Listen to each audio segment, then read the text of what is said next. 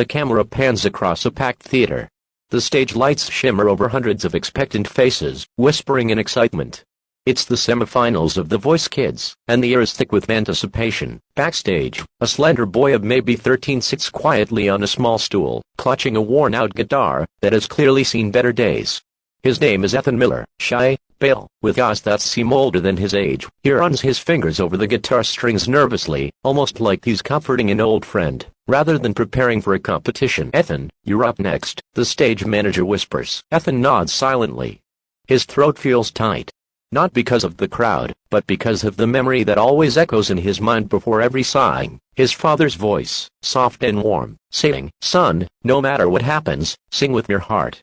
Music doesn't need perfect notes, it needs truth, but his father wasn't here anymore. A broken beginning. Just a year ago, Ethan lived a simple life in a small town in Arizona.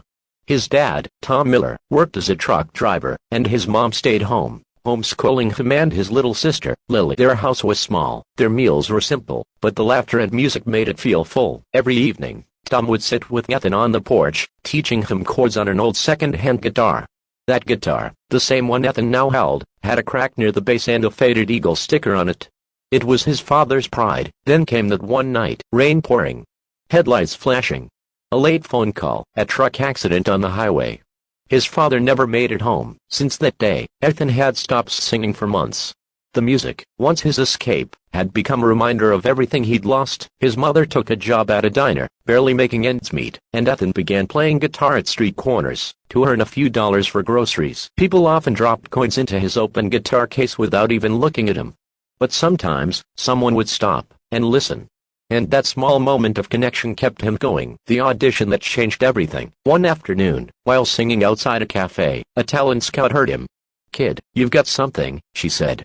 "Ever thought about auditioning for The Voice Kids?" Ethan laughed nervously. I don't think I'm good enough." She smiled. "Trust me. The world needs to hear you." He didn't believe her at first. But that night, he found himself staring at a photo of his dad taped to the guitar. "Would you be proud of me, Dad?" he whispered, and as if the wind itself answered, a small breeze flipped the photo slightly, revealing his dad's handwriting on the back. "Keep singing, champ." That was enough. Ethan signed up. The moment of truth. Now, on stage, Ethan takes a deep breath as the announcer calls his name. "Next up, we have 13-year-old Ethan Miller from Arizona." The crowd cheers.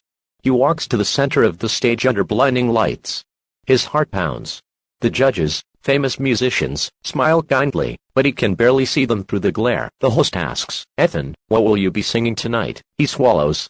"I'll be singing that quote Hotel California. It was my dad's favorite song." The audience murmurs softly, a mix of surprise and curiosity. It's a difficult choice for a boy his age.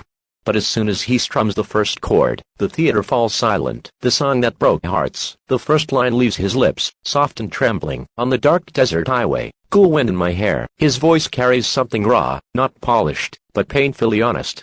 Each word feels like it's pulled from a wound that hasn't healed. The judges lean forward. The camera zooms in on his trembling fingers. The crowd's murmurs fade completely. Midway through the song, something magical happens. Ethan's voice grows stronger, deeper, as though his father's presence stands beside him, guiding his hand, singing through him. When he reaches the chorus, "Welcome to the Hotel California," a woman in the front row wipes tears from her eyes. Then another. Then dozens. By the time he hits the last verse, his voice cracks. But instead of stopping, he lets the emotion pour out. His eyes glisten, and he whispers the final line. "You can check out any time you like, but you can never leave." He lets the last note hang in the air, trembling, haunting, beautiful. Silence. Then, a wave of applause.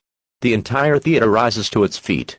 People are crying, cheering, clapping above their heads. One of the judges, a seasoned rocker, walks up to him on stage, tears glimmering in his eyes. "Ethan," he says softly, "your dad would be so proud of you." Ethan can't hold it anymore. He collapses to his knees, clutching the guitar, tears streaming down his face. The judge kneels beside him, and gives him a long, fatherly hug. The crowd chants his name. Cameras flash. It's not just a performance, it's healing. The viral moment. That clip, "Emotional Boy Sings Hotel California," goes viral overnight. Millions watch. Comments flood in. "I haven't cried like this in years. This boy's voice touched my soul." You can feel his pain and his love. People around the world share his video, calling him the boy with the angel voice. He receives invitations from TV shows, charity concerts, and even a message from the Eagles official account saying, "You did our son proud, kid." Ethan and his mom can finally afford rent again.